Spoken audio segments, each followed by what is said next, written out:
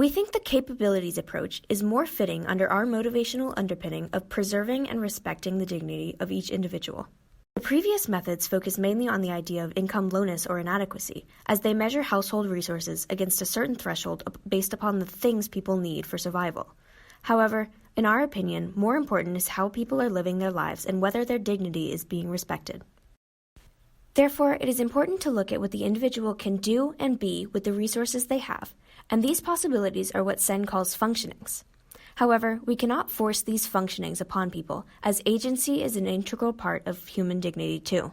Capability, instead, is a total set of all possible functionings one can have, and the significance of the capability method is that it addresses not only our interests of well-being, but also that of agency, by allowing people to choose which functionings they carry out, and thus respects all aspects of an individual. Since the feeling of fulfillment and happiness is different for each person, it is hard to specify which and to what extent capabilities are sufficient for a person to not be in poverty, so some people argue for a relative measure of poverty. In fact, many European countries employ the relative measure of poverty in their official poverty measurement by defining an income level around 40 to 60% of the median income as the threshold of poverty.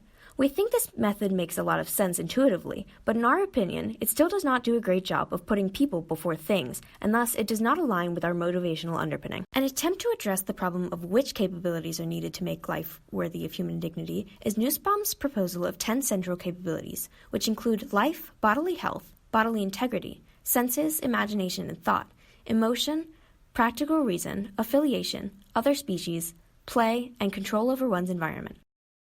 These 10 central capabilities afford us a frame of reference when assessing the welfare and dignity of an individual. It also provides a guideline for society to restructure in order to avoid what Nussbaum calls tragic choices. Tragic choice refers to an inherently unjust situation where one has to choose between fulfilling one or another central capability. Agreeing with the capability method does not require total concurrence with Nussbaum's list. However, with a list of central capabilities, society will be able to keep measures of whether and how its people are making these tragic choices and construct policies accordingly, shaping policy with the motivational underpinning in mind. The capabilities approach offers a non-binary approach to studying poverty that is human-centric, and by defining the central capabilities, this method also operationalizes the dignified life, which allows for further policy implications. However, the capabilities approach is not without flaws, as it would be difficult to measure.